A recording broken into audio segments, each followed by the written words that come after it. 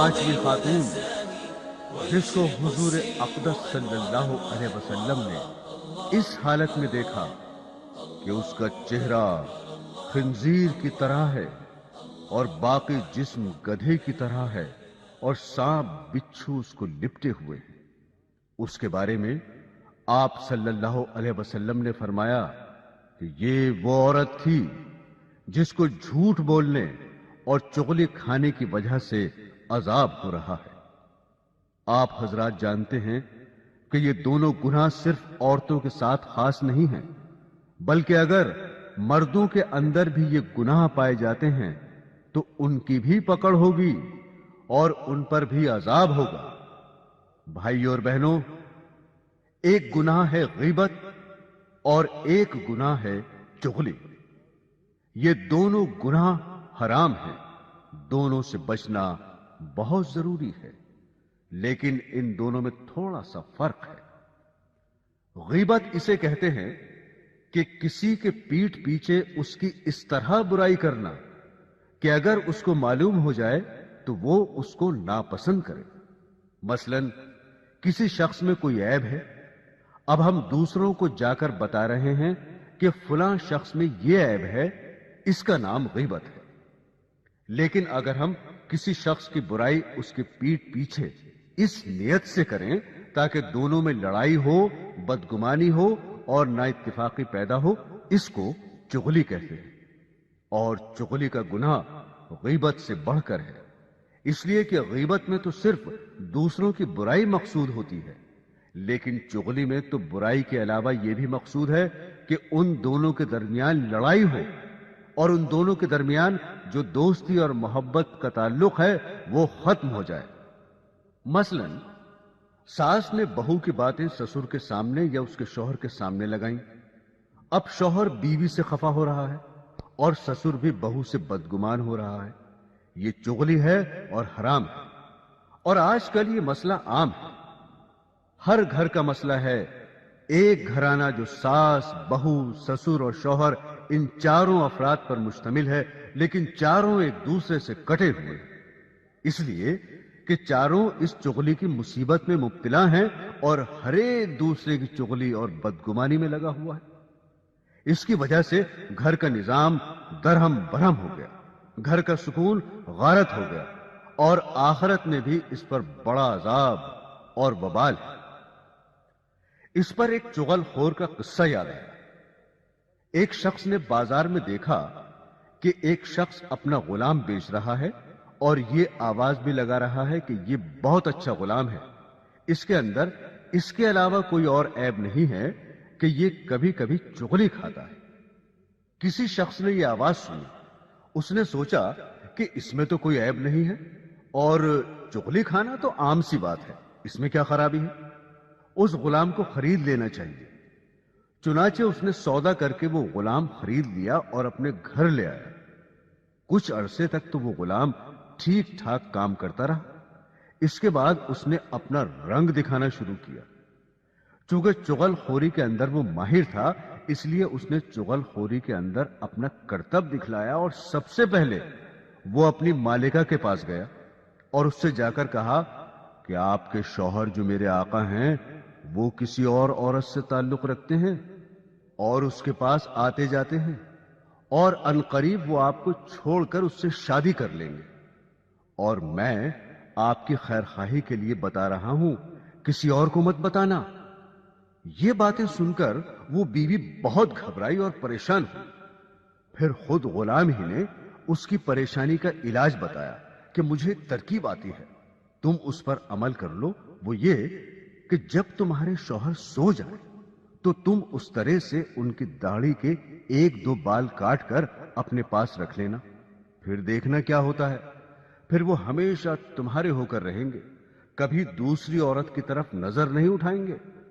عورت نے جواب دیا کہ یہ کیا مشکل کام ہے، یہ تو میں آج ہی کر لوں گی، خدا نہ خواستہ کل کو کچھ اور ہو گیا تو کیا ہوگا۔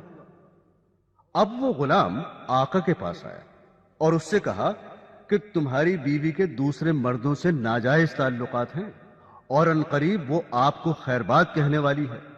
اور اس نے یہ تہیہ کر لیا ہے کہ وہ آج رات آپ کو اس طرح سے ذبح کرے گی۔ اگر آپ کو میری بات کا یقین نہ ہو تو آپ جھوٹ موٹ سو کر دیکھنا، اور گلا نہ کٹ جائے تو مجھے بتانا۔ چنانچہ وہ آقا جا کر جھوٹ موٹ سو گیا، اور ادھر بیوی اس انتظار میں تھی کہ کب ان کی آنکھ لگے تو میں اپنا کام کروں۔ میاں کو نیند کہاں آتی، اس لیے اس نے مصنوعی خراٹے لینا شروع کر دیے۔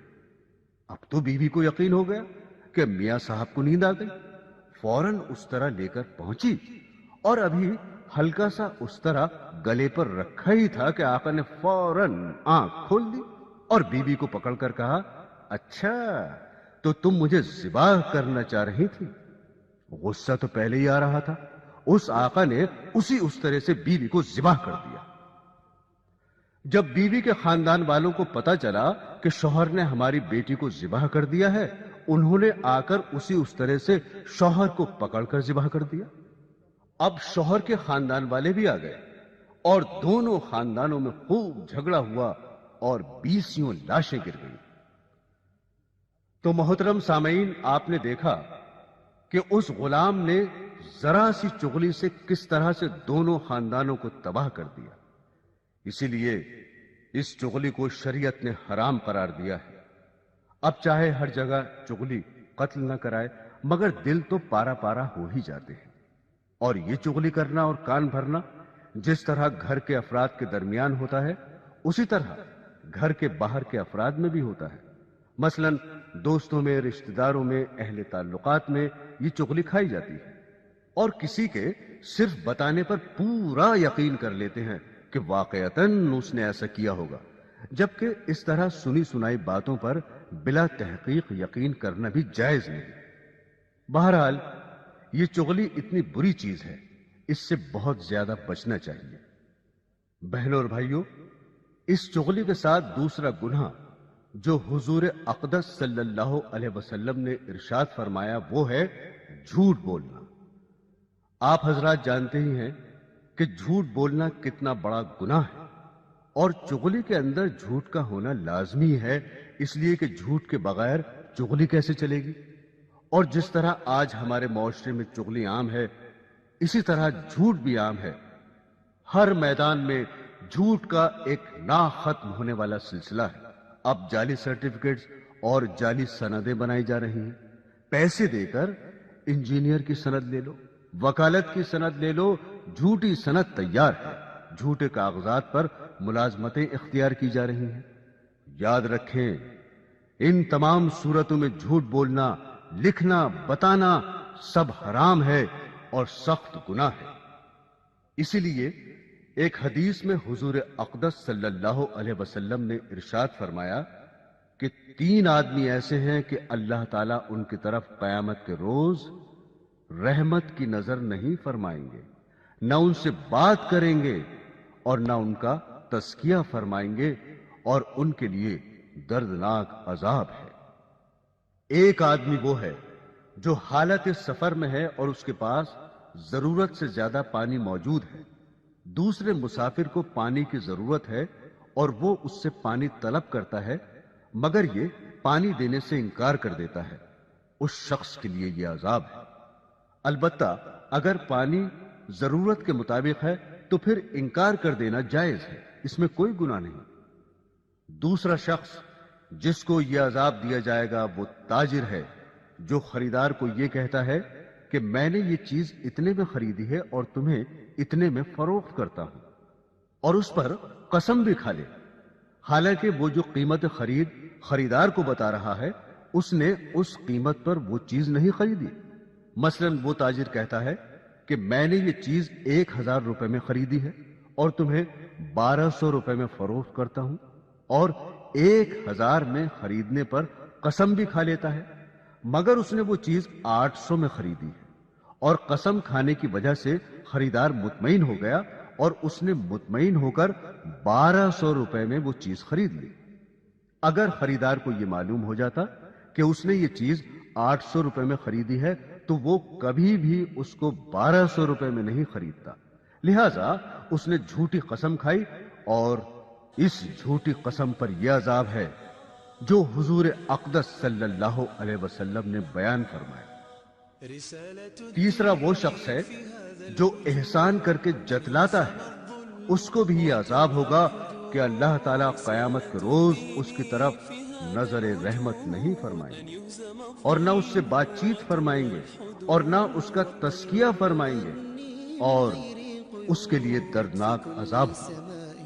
بعض لوگوں میں احسان جتانے کی بری عادت ہوتی ہے، وہ اس گناہ سے بطور خاص بچے۔